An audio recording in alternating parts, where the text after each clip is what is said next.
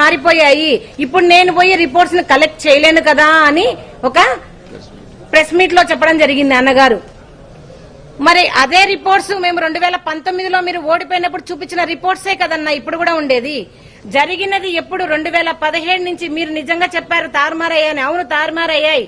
ఎప్పుడు జరిగాయి? 2017 నుంచి 2019లో తెలుగుదేశం పార్టీలో మీ ప్రభుత్వంలోనే మరి జరిగాయని ఆ రోజు కూడా మీకు చూపించాను. ముద్దాయిలు టీడీపీకి సంబంధించిన వాళ్ళని మీకు ఫోటోలతో సహా రుజువులతో సహా చూపించాను. అమ్మా అవేం కాదమ్మా నేను చేస్తా అని మాట ఇచ్చిన మీరు మరి సుగాలి ప్రీతి కేసు ప్రతి ఒక్క ప్రస్తావనలో మీరు ప్రస్తావించి మీరు గద్దె ఎక్కిన తర్వాత డిప్యూటీ సీఎం గారు అయిన తర్వాత కనీసం సుగాలి ప్రీతి కేసు ఏం చేశారన్నా అని మేము అడుగుతున్నాం. మరి అదే అడిగితే నా మీద మూకు దాడి చేపించారు జన సైనికులతో, వీర మహిళలతో, మరి వాళ్ళ ఇన్ఛార్జీల మినిస్టర్లతో, మంత్రులతో, గాద వెంకటేశ్వరరావు గారు లాంటి వాళ్ళతో నా హ్యాండిక్యాప్నెస్ ని, నా అవిటితనాన్ని మీరు ఎత్తి చూపించారు, నా కులాన్ని మీరు ఎత్తి చూపించారు. కానీ నేను ఏ దానికి భయపడలేదన్నా.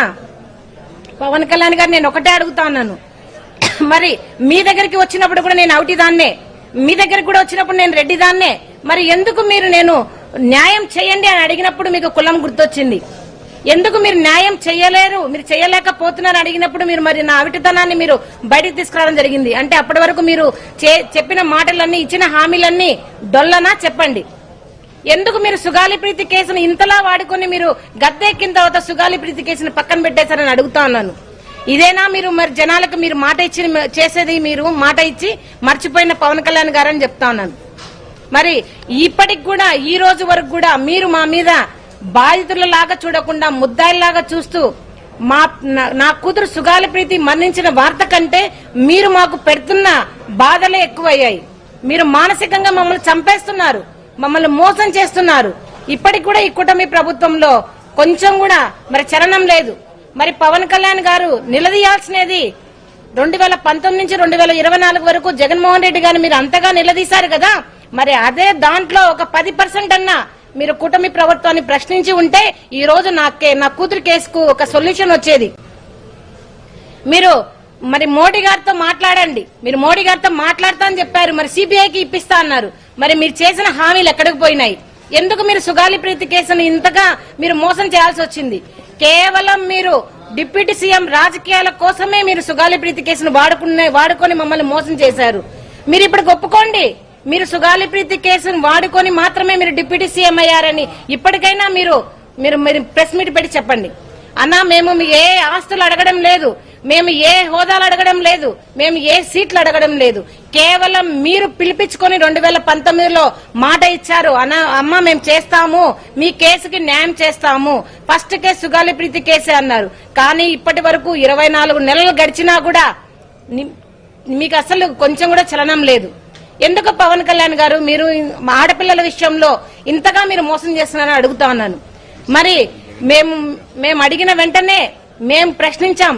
ఏమని ప్రశ్నించారు? మీరు ప్రభుత్వాన్ని ప్రశ్నించారు, సుగాలి ప్రీతి కేసుకి న్యాయం ఎందుకు చేయరని. మరి మీలాగనే మేము మిమ్మల్ని ప్రశ్నిస్తూ ఉంటే మీరు మరి పారిపోతున్నారు ఎందుకు చెప్పండి? మేము ఏవైతే మీకు చూపించామో అవే రిపోర్ట్లు మళ్ళీ ఈ రోజు మరి జగన్మోహన్ రెడ్డి గారికి కూడా చూపించాం. మరి ఆయన ప్రభుత్వంలోనే, జగన్మోహన్ రెడ్డి గారి ప్రభుత్వంలోనే మాకు కుటుంబానికైతే ఏమి, కేసుకైతే ఏమి జరిగిన న్యాయం ఏదైనా ఉంది అంటే అది మరి జగన్మోహన్ రెడ్డి గారి పీరియడ్ లోనే జరిగింది. 2019లో ఆయన మేము అడగగానే సిట్టు వేశారు. సిట్టులో అడిషనల్ ఎస్పీ రమాదేవి గారి ద్వారా సిడిఎఫ్డి ద్వారా అమ్మాయికి రేప్ జరిగిందని, అత్యాచారం జరిగిందనే రిపోర్ట్ ని బయటకు తీసుకొచ్చారు. ఆ రిపోర్ట్ ని మీరు ఇప్పుడు దాచిపెడుతున్నారు ఎందుకు చెప్పండి? మీరు అక్కడ క్లియర్ కట్ గా సిడిఎఫ్డి రిపోర్ట్ లో డిఎన్ఏ ఈల్డ్ అయిన తర్వాత మీరెందుకు ఈ ప్రభుత్వం మరి అధికారంలో ఉండి కూడా సిట్టు వేయలేకపోతున్నారు? అధికారులను ఎందుకు మీరు పిలిపించి మీరు ఇంటరాగేట్ చేయకుంటున్నారు? మరి మీరు నటి జత్వాని కేసులో అయితే కనుక పెద్ద పోలీస్ ఆఫీసర్లను మీరు ఇంటరాగేట్ చేస్తున్నారు, జైలు పంపించారు. మరి సుగాలి ప్రీతి కేసులో ఎందుకు అలాంటి చర్యలు తీసుకోవట్లేదు?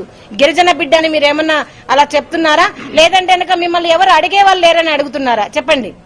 పవన్ కళ్యాణ్ గారు ఇప్పటికైనా కూడా మీరు కేవలం నేను రాజకీయం కోసమే సుగాలి ప్రీతి కేసును వాడుకున్నారని మీరు ఒప్పుకోండి.